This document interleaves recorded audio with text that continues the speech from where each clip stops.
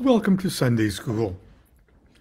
First Sunday School in April, which just happens to be on the Christian calendar, which is not really my calendar, but it's Palm Sunday.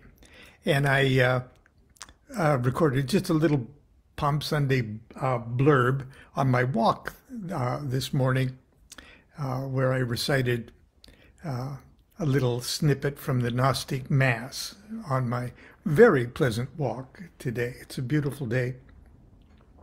Anyway, we are entering the heart of the High Holy Days of Thelema, and culminating with the 3 days of the writing of the Book of the Law, which is celebrated on April 8th, 9th, and 10th, because Crowley indicated that that was in many places, that was the date that all of this took place. But we know that Crowley's diaries at that time were very scattered, and he didn't start to actually collect all of this information as the importance of these events started to sink into his psyche years later. So there are arguments that are in and of themselves well-founded that it might have occurred a few days earlier or later. But we celebrate April 8th, 9th, and 10th. And so I'm going to read more from the Equinox of the Gods, which was published for the purpose of talking about the circumstances and the importance and a little bit of an interpretation of what the Book of the Law is about. Now, for those of you who are completely or almost completely in the dark about what the Book of the Law is, and or people that have read the Book of the Law for the first time, I remember when I read it that I read the first chapter and it went, "Wow, this is absolutely beautiful. I love it. Wow, it's nuit. Oh, to love me is better than all things." And the second chapter is kind of practical and very little to make a person uncomfortable. But the third chapter is absolutely wild and crazy and bloodthirsty, and pretty much from a political or a social point of view, just everything that I absolutely abhor and oppose in an attitude in life. And that third chapter has given grounds for much understandable criticism about Thelema in general, the Book of the Law in particular, and this whole the whole movement. But I've got to read and repeatedly read to you Crowley's own words concerning this, because the Book of the Law is obviously, for anyone with at least a half an open mind, will recognize it as a profound wisdom of on the same level as the Tao Te Ching and other holy texts, especially in the first and second chapters. No doubt about it. And but that third chapter and other material would tend to believe, what's he talking? He's talking about like today's headlines. Well, he was. Today being 1904. Just listen to what he says. Generally, he wrote this in his own confessions. Generally, the Book of the Law claims to answer all possible religious problems. One is struck by the fact that so many of them are stated and settled separately in so short a space. Now get this. It reconciles cosmological concepts, which transcend time and space, with a conventional historic point of view. So he reconciles two things: great cosmic truths and conventional historical points of view. In the first place, or the cosmological, it announces unconditional truth. But in the second, is careful to state that the magical formula or system of principles on which the particular part of the book is based is not absolute truth, but one relative to the terrestrial time of the revelation. The terrestrial time of the revelation, 1904. Now, I'm digressing here. Between 1904 and Crowley's death in 1947, among other things, we have World War I, World War II, the atomic bomb,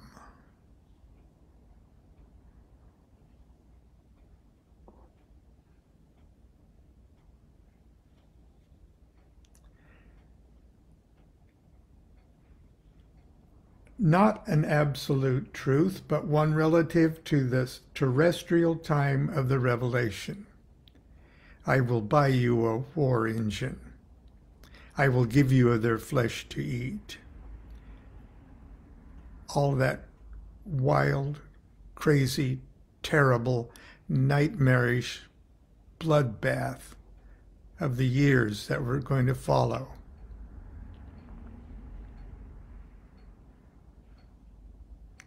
It is a strong point in favor of the book that it makes no pretense to settle the practical problems of humanity once and for all. It contents itself with indicating a stage of evolution.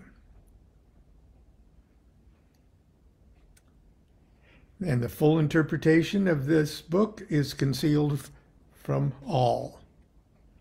And he includes himself in that. Even his comments and commentaries are prefaced with that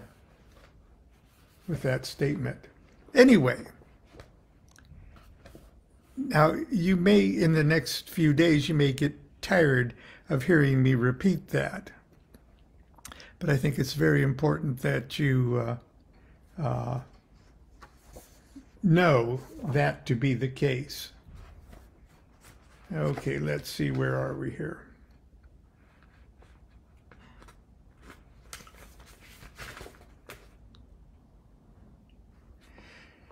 Between March 23rd and April 8th, so that's the time we're in right now, the hieroglyphics on the stelae were evidently translated by the assistant curator at the Bullock, that's Bullock Museum, into either French or English. I'm almost sure it was French, and verified as now printed by me.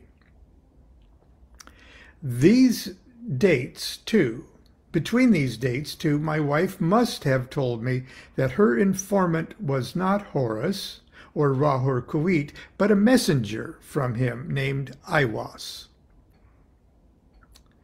I thought that she might have faked the name from constantly hearing Aiwa, the word for yes in Arabic. She could not have invented a name of this kind, though.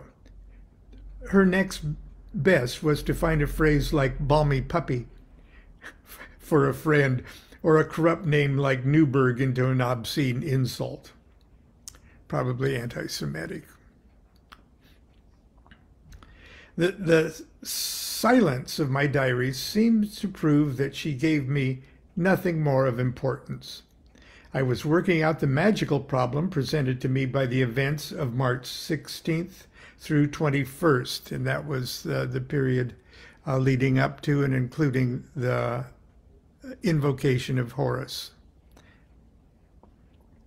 Any questions that I asked her were either unanswered or answered by a being whose mind was so different from mine that we failed to converse. All my wife obtained from him was to command me to do things magically absurd. He would not play my game, I must play his. April 7th. No later than this date, I was ordered to enter the temple exactly at noon on the 3 days following, and write down what I heard during 1 hour, no more, no less. I imagined that some preparations were made, possibly some precautions against any disturbance, possibly some bull's blood burned for incense, or order taken about details of dress or diet. I remember nothing at all. That's what makes it so hard for us to try to project an objective sequence of events. I remember nothing at all, one way or the other. Bull's blood was burnt sometime in this sojourn in Cairo, but I forget why or when. And I think it was used at the invocation of the sylphs. Now that's kind of what got this whole thing going. Crowley almost reluctantly started to talk to Rose about magic. He'd more or less given magic up as a avocation with the breakup of the Golden Dawn. He was golfing in Scotland with her brother Gerald Kelly in a way to get away from magic. But during the honeymoon, he started to talk to Rose about magic, and he mentioned the elementals, the sylphs and gnomes and undines and salamanders. And she thought it'd be fun to see the sylphs, so he did an invocation of the sylphs, using the prayer to the Levi's prayer to the elementals, and probably pentagrams and things like that.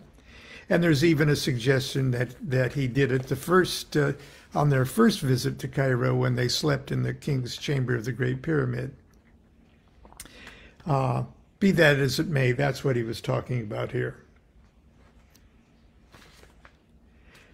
Number 5, the actual writing. The 3 days were precisely similar, save on the last day, that's that 3rd chapter.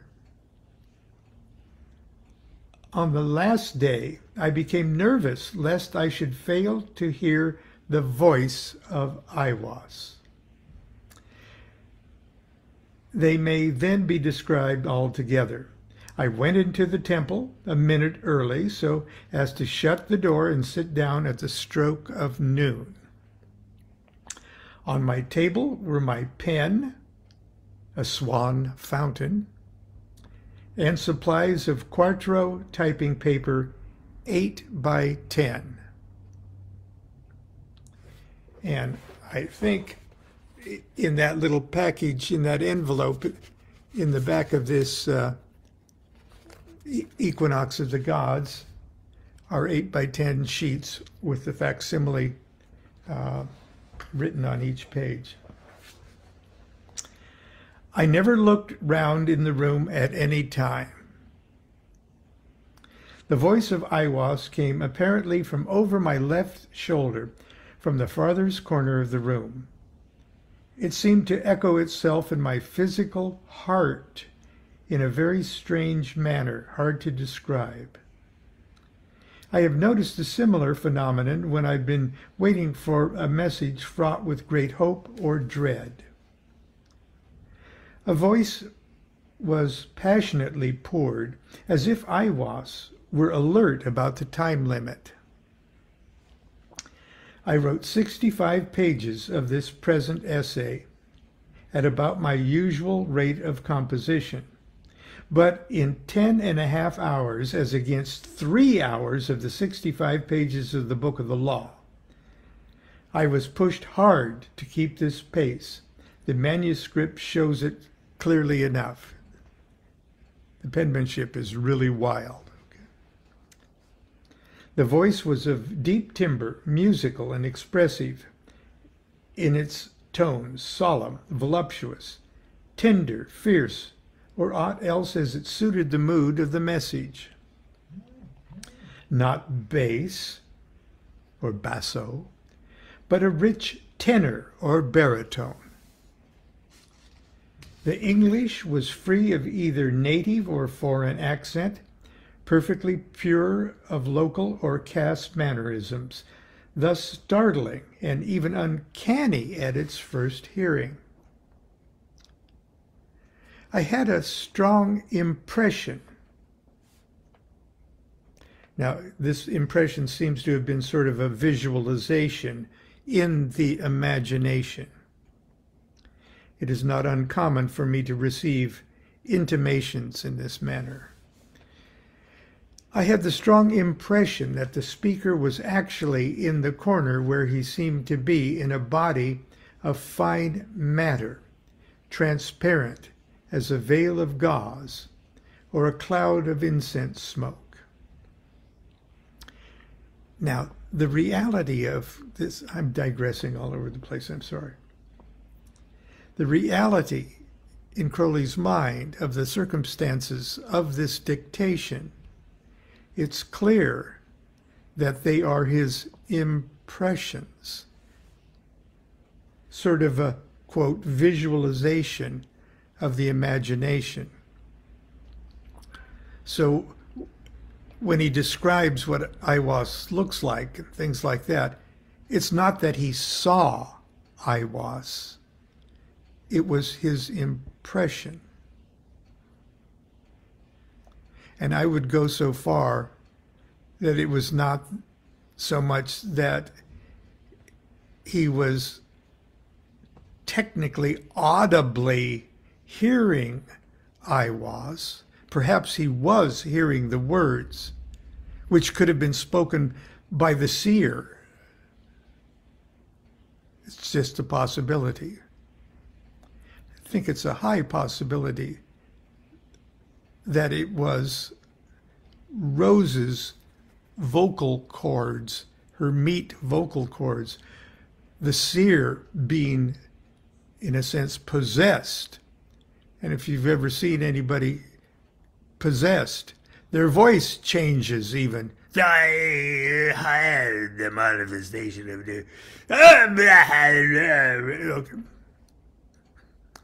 But it's Crowley's impression, his visualization of the imagination. But that doesn't make it any less real, any less true, any less valid. If you need a flesh and blood vocal cords and a guy in a Persian suit with pointy shoes that curl up sitting in the corner, then that's your creative visualization of the imagination. It's what came out of that we have to deal with. Okay, I had a strong impression that the speaker was actually in the corner where he seemed to be in a body of fine matter, transparent as a veil of gauze or a cloud of incense smoke. He seemed to be a tall, dark man in his 30s, well-knit, active, and strong, with the face of a savage king, and eyes veiled, lest their gaze should destroy what they saw. The dress was not Arab. It suggested Assyria or Persian, but very vaguely. I took little note of it, for to me at that time Aiwass was an angel, such as I had often seen in visions, being purely astral. I now incline to believe that Aiwass is not only the god or demon or devil once held holy in Sumer, and mine own guardian angel, but also a man as I am, insofar as he uses a human body to make his magical link with mankind whom he loves, and that he is thus an ipsissimus. That's a level of consciousness equivalent to number 1, Kether on the Tree of Life. He is thus an ipsissimus, the head of the AA. Even I can do, in much feebler way, this work of being a god and a beast, etc., etc., all at the same time with the equal fullness of life. The gestures are my own. That's all I'm going to do for us today for Sunday school. I'll get off my soapbox. And if you're at all interested in the Book of the Law and hold it in a certain degree of reverence, I would always keep in mind that first few words that I read to you that Crowley said about the Book of the Law being at once an eternal cosmic significance, like the Tao Te Ching or any other truly holy inspired book of timeless wisdom, and at the same time putting in perspective in a time period where the world was going to be turned upside down with war and cruelty and bloodshed. Until tomorrow, continue to be good to yourself, be good to each other. Do what thou wilt shall be the whole of the law. Love is the law, love under will.